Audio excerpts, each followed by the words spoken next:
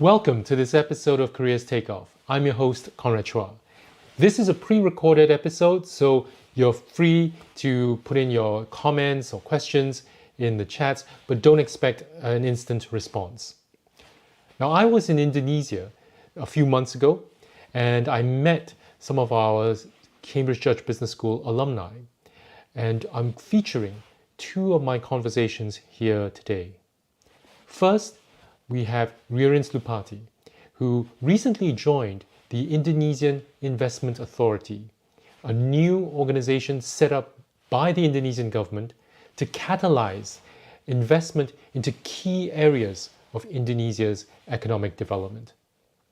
Rierens will talk about why he felt this was the right time for him to join such an organization and be part of that very exciting picture of Indonesia's economic development. Welcome everybody. I'm very excited to be here with Rierens Loupatty, one of our alums from Indonesia, and we're actually meeting in his hotel lounge, along with, I think you can see over there, a little teddy, little big, well, not so little big bear, but Rierens works for a very new government organization in Indonesia with a very unique sort of mission. So, Rierens, do you want to tell our viewers what is INA? Sure. Thank you. Hey, thank you, Conrad, for the opportunity. Again, pleasure to be introduced, everyone. So, INA is a newly set up sovereign wealth fund for Indonesia. We were set up in 2022, and the idea is the government of Indonesia would like to have an institution that can really help to promote economic development further, right, in Indonesia, by way of improving how investments work into Indonesia, right? So we are we were capitalized with 75 trillion rupiah, right? And That's how much in terms of in terms of US dollars, that's approximately about $5 billion. Okay, 5 billion, yeah. Give or take, given today's currency. And we promote and we invest together with co-investors from all over the world, right? We were set up to ensure that investors coming into the country are also comfortable investing in Indonesia. So that's the briefest introduction about us. Yeah. What are some of the exciting sectors that INA is co-investing in? So we have a few key sectors that we focus in. I think infrastructure, transportation, and logistics are definitely one of the key sectors. Healthcare, green energy transformation, and also digital infrastructure. But having said that, look, we look across all kind of sectors, and we see where our money and our co-investors' money and all these projects can really promote economic development as well. Yeah. And in terms of like the sort of deal size that you're looking at for INA, what is the kind of size that you focus on? So we can be pretty flexible on that front, depending on the project, how it goes. But obviously, given the size that we have, right, and the of course the resources that we have, we try to balance it. So we try to invest in maybe 100, and you can go north to whatever size that is, like 500 million or so, right? We're pretty flexible in that front. But of course, to be efficient with our resources as well, of course, I think we try to avoid investing in super kind of like a smaller size, kind of like less than 10 million, less than 20 million. So it's a bit too small for us. Yeah. I mean, you've got experience in private equity. How would you describe the capital raising landscape in Indonesia? Because obviously there's been a lot of interest in this big market. Global funds have been coming in. Yeah. So how's that landscape? Yeah, no, interesting. So I think with Indonesia, right, I think, look, historically the private equity landscape, we have a number of household names, right, that has been historically been in the market for quite some time. But that interestingly, that number probably hasn't grown that well, right, and for a number of reasons, right. I think Indonesia on its own, there's a lot of potential of course, given our size, given our macro story, it's always been interesting, right? The problem has always been that there's been uncertainty, right, in terms of regulation, in terms of and I would say a level of uneasiness when coming and investing into the market, but without setting up offices or what have you, right? So what tends to happen is that unless you set up an office in Indonesia, um, it's people become uneasy to invest in the country, right? And naturally so. I think other countries face that as well, right? So and hence, you know, why this was set up as well is to promote that, right? Because then we co-invest with all these foreign parties, right? Foreign investors, and by doing so, we're improving the comfort level on how much they want to invest in Indonesia, on how they can come into the country and be assured, right? Then when they invest together with us, their money is being managed as well, or they're co-investing with professionals and the highest level of standards. Yeah. I mean, you had global career. You could have gone anywhere, Right. really. You know, you worked in private equity, you worked with some of the biggest names in Right. tech. Why? What made you come back to Indonesia and to work for INA? Yeah, no, that's a very interesting question. I think number one, there's I guess there's a few reasons, right? I think, but first, the most primary reason is I think um, at the end of the day, I think INA is the inception of what could be a very important driver for capital market in Indonesia. We've seen it in other markets like Singapore with GIC, right, with Temasek. We've seen it in other markets like India with their NIIF. So this is basically Indonesia's time, right? And to do that, I think we need very good investment professionals to become part of the team, and hence why we hire some of the best talents in the market. And that for me is very important because I want to be part of that development as well. That kind of like the development of the Indonesia Sovereign Wealth Fund. We're now at $5 billion, right? But the hope is, look, eventually this could double in the next 5 years, right? Or even more. And who knows, we could be very big in the next decade or so. Yeah. We now have quite a number of Indonesians doing business education outside Indonesia, right? In the US, UK. What's your advice to them about, coming back to Indonesia to be part of this story? Yeah, no, I think at the end of the day, we, I think we as professionals, especially, MBA graduates, right, we always want to pursue the best career, right? If there's anything like that, right? But um, this to compare this opportunity against other forms of opportunity, right? Of course, there's always pros and cons to it, but I would say that becoming part of this development, especially in the first few years or so, you can never probably get that anywhere else, right? I think you join an established company, one of the MBBs of the world, or one of the bulge brackets of the world. You can always do that anytime. But joining this type of opportunity in the early years, especially when you still have um, so much influence in how strategy is done, in terms of how policies are made, um, you can probably never find that beyond this first initial years, right? So I think that's the compelling part Yeah. of it. So what are the sort of skills that you would look for in business school graduates? Well, I think first and foremost, I think, look, all investment professionals should have very good business acumen. I think at the end of the day, look, the numbers, the technical skills can be learned. Uh, Valuation, those kind of things can be learned, right? But obviously, I think having that as a basic would be very helpful, right? But having a very good business acumen, investment acumen, the soft skills, how to talk to people, how to make deals, those are very important, right? Um, so those I would say would be it. But then again, we look from a variety of backgrounds, right? We look for, my company is comprised of consultants, ex-consultants, ex-investment bankers, ex-buy-side professionals, ex-bankers. We have a very diverse group of people as well. Yeah. Okay.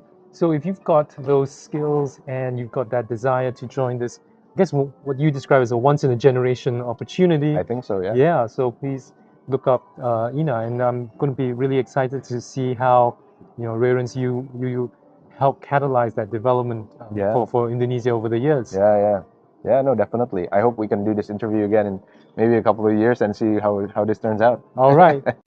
That was my conversation with Rierens Loupatty from the Indonesian Investment Authority.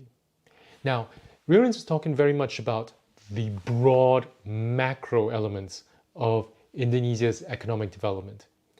When we look at one of those verticals, you have transportation, tourism. The big player here is Traveloka. It's a local company that has grown to become a tech unicorn, and it started off in the travel business, but as you'll hear, they've branched off into other forms of business in their hopes of becoming a super app. We'll know more about Traveloka through conversation that I had with our two alums, Iko Putera and Tony Supraman. So welcome everyone. I'm here in Jakarta in the office of Traveloka, one of Indonesia's biggest startups, and in this very short space of time, it has grown to cover all of Southeast Asia. And we're really happy to have with us today two alums, Iko Putera, who heads all the transportation products, and someone who has been with Traveloka for quite a few years now. And we also have Tony Supraman, who joined Traveloka a few years ago, and he's now working in the product side. So thank you both for joining. Iko, I think if we can start by telling our listeners, what is Traveloka? Yeah, Traveloka is a lifestyle super app.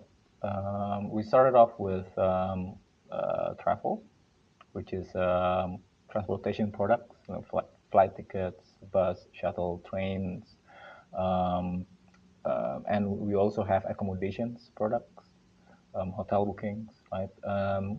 Beyond travel, we expanded to local service and lifestyle. For example, we launched our experience ticket, attraction tickets, concert tickets, as well as food deliveries, groceries, and also content discovery as well. And on top of that, we also have our financial services business. We provide the buy now, pay later for our travel products. Okay. Right? We also have insurance, and we just recently launched our gold investment product. Gold, okay. Yeah. So all of that are pretty much in a single app. We have expanded into 6 countries in Southeast Asia: Indonesia, Thailand, Vietnam, Philippines, Singapore, Malaysia, right? And we also have some presence in Australia as well. Okay, cool. Yeah, our app has been downloaded more than 100 million times. We have monthly active users around 40 million across Southeast Asia. So yeah.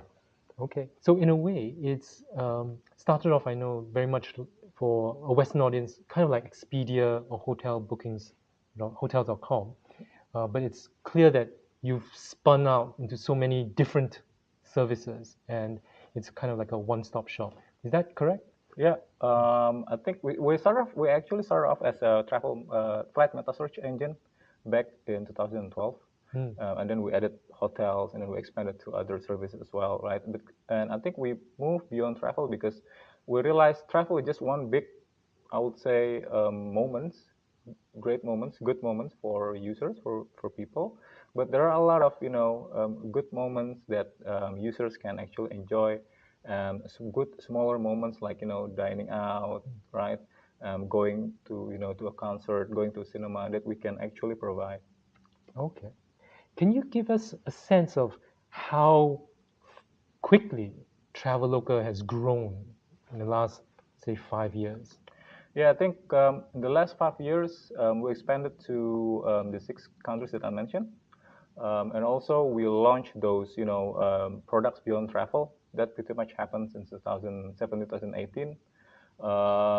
COVID definitely had an impact, right? But actually during that COVID period, we actually launched a number of innovations, new products. For example, the food delivery service that we launched back in 2020, 2021. We also launched telehealth consultations during COVID. And we also even experimented with mobile gaming and gamifications during COVID because we always want to engage, engage with our user closely, right? So, yeah. Okay, cool. If I turn towards Tony, you work in the product side of Yes. things, and obviously in the last couple of years, because of COVID, travel companies have had such a big impact, and you've got to think of developing new product and service lines. Can you tell us a bit about your experience of how the company sort of chooses which services to go into, and how do you work as a team to bring those services to the market? Yeah, so over the last 2 years or so, when COVID impacted us, definitely the business of travel is impacted, obviously. But from product point of view, we look at how the customer chooses to interact with Traveloka. And we saw that actually the customers still have daily needs, and which is what led us into developing the food delivery services, which actually started out as a dine-in review and coupons, but because of COVID, no one is dining in at the restaurant, obviously, and that's why we experimented and launched the MVP version of food delivery business, and that's how the company look at where the customer really needs services on a day-to-day basis and how we can actually help the customers, and that's how we evolve into more of a lifestyle super app um, by fulfilling what the customer needs during this period. So, what's the kind of collaboration that's required or that happens in the company? Let's say when you decide this is something new we want to do. Right. So when that happens, there were allocations of resources and also teams helping out and chiming in where we can help. With the food delivery business, for example, there were engineers that were helping out the team to actually launch that business. So within the organization, collaboration is happening, and reallocation of resources in order to make it happen is something that we are very comfortable at doing it. I mean, you yourself, you came from a consulting background, right? Correct. So you didn't have a background in product development. How did you learn, right, to bring together different people from different backgrounds to get into a common purpose? Right, right. So that's definitely a very interesting questions, and I would say the learning curve was steep. Especially, I joined the company when COVID was about to hit. So in that particular period of time, I had to learn, and I learned a lot from my peers. I learned a lot from my leaders as well, and because of the culture in Traveloka, that's very collaborative. They're willing to help, and it's about learning as fast as I can and making sure that we are going towards a certain goal. And COVID kind of helped us to align on our goal. And back then, the goal was simple. We have to make sure that we can survive through this period and we come out stronger.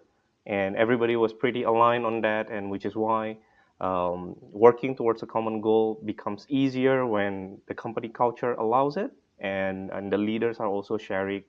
This is the goal that we need to achieve. So it's pretty much helped by the environment and also by the people as well.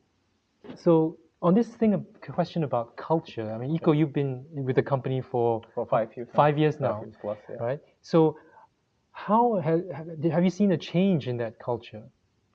I think we are, as Travelokans, we are proud of of being open for collaborations, collaborative, helpful, and that positive environment basically is something that we'd like to maintain.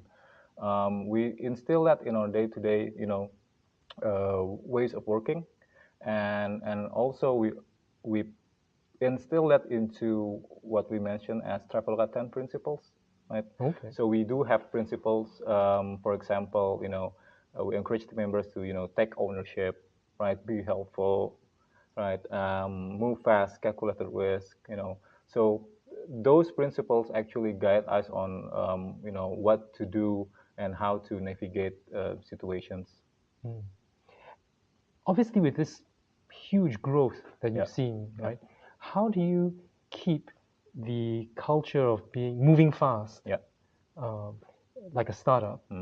How do you maintain that when you're getting so many new recruits coming in? You've got new services, you have new locations. So how do Yeah. you make sure the culture is there when you're growing so quickly? I think in ensuring that agility, I see that there are at least three important elements. One is communication, the second is orchestration, and the third one is empowerment. So in communications, as Tony mentioned, context objectives are being shared with the team members. We'd like to share those context on why are we doing this, right? Basically want to make it to be communicated effectively, even organically, in some stances. And the second one will be orchestration. So we really try to develop ways of working where different teams work with each other effectively. So as opposed to have a functional teams that work independently, we actually establish mission teams that comprises of different functions. So with those, those specific missions are actually they have their objectives, they have their context. So multiple functions share the same objectives and context, as well as with those kind of multi-functions relationship and being established, it's much easier to be agile, to instill certain changes on certain missions, right? And the last one is empowerment. Empowerment, I think, involves on how the team members work effectively. They have to be able to think independently. We encourage team members to take risk, calculated risk, of course. So in this way, certain initiatives and projects can be accelerated and can be done quickly. So I think those three elements are, I would say, critical in instilling this agility in an organization. Okay. So this idea of orchestration, you mentioned it's mission teams with functional expertise, right? So what's an example of a mission versus a function? Okay. A function will be, let's say there's a product, there's a marketing, there's a finance, right? There's customer service, right? But in a mission, it can be called, let's say, for example, that Tony is leading is a post-purchase service quality improvement. Okay. Right, the service quality improvement basically. Right? So it touches product, it touches the supply management as we work with our suppliers. Let's say with the airlines. Let's say if we would like to improve refund process, right? It touches product management. It touches the supply, how we talk with the airlines. Touches the back office. It's also touch the customer care, how we communicate with the users, and even it involves marketing on how we communicate, these services to our users. This, let's say, automated process or self-service feature that we have to customers to be adopted, right? Even finance and the, in managing the, cost implication, for example. So all of this will have this representative in this mission, and they will share the same context and objectives on what to achieve. I see. And how success looks like. Yeah. Okay. So I think the final thing we want to talk about is obviously we have many business school graduates from Cambridge, and this year we're having quite a number from Indonesia as well. So what advice would you give to an Indonesian graduate from business school? Well, I think first of all, Indonesia will be a very interesting market, exciting market, given the size of the populations and the demographic bonus that we have. right? All of the market potential, definitely exciting. I think that's why most unicorns in Southeast Asia have presence in Indonesia. The tip will be there are a lot of areas that can be very interesting. I think it's good to have a discussion to understand each sectors maybe differently. If let's say you're in the exploration stage, to really understand on each company is doing. And on top of that, of course, organization characteristic will also be important to understand. Let's say which organization you would like to join. I think given that that ambiguity and the challenge that new business or new startups are facing, organization and culture will be very important for you to kind of like success. Okay. And Tony, for yourself, right? You graduated several years ago. You went back to work in Singapore, and then you moved to Indonesia. So, what advice would you give recent graduates, right, who are thinking of coming back to work here in Indonesia, in terms of what they should expect, what they should look for? Yeah, I think quite similar to what Iko has mentioned. Indonesia is definitely a very interesting country. Very at this point, we have a lot of opportunities for Indonesian graduates who are coming back from overseas. And I think for myself, what makes me coming back to Indonesia was a natural thing. When I was in consulting, I was frequently traveling back and forth between Singapore and Indonesia, and that kind of exposes me to the opportunities in Indonesia. And when there was an opportunity with Traveloka, I took it, and it was also because there were quite a number of Cambridge graduates who were with Traveloka at the time, and they all say very, very good things about Traveloka. So that helps to convince me to join Traveloka and coming back to Indonesia. Of course, what the recent graduates can expect is culture is definitely very different between working overseas and working back in Indonesia.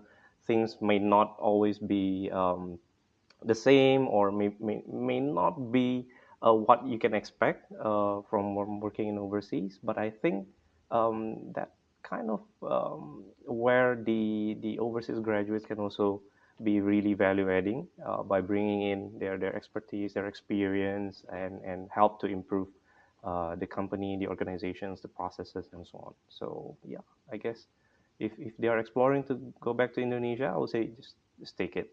It will be a very good opportunity for them to make a direct impact to the organization. That was my conversation with Iko Putera and Tony Supraman, our two alumni from Cambridge Judge Business School in Traveloka. I was incredibly impressed by the progress that the company has made. It was my second time there. The first time was several years ago, before COVID, when Traveloka was much smaller and they were operating out of a very cramped office building in central Jakarta. Since then, they've obviously expanded hugely, and I got a chance to see their new headquarters building in this tech park outside Jakarta. Indonesia, as you can tell, is a very exciting economic story. And I, like most people, are very interested to see how that country is going to develop, the kinds of new companies that will power its economic growth, and ultimately, the people who will make all this happen. Thank you so much for joining me on this episode of Korea's Takeoff. We'll be back next week with another episode. Thank you so much.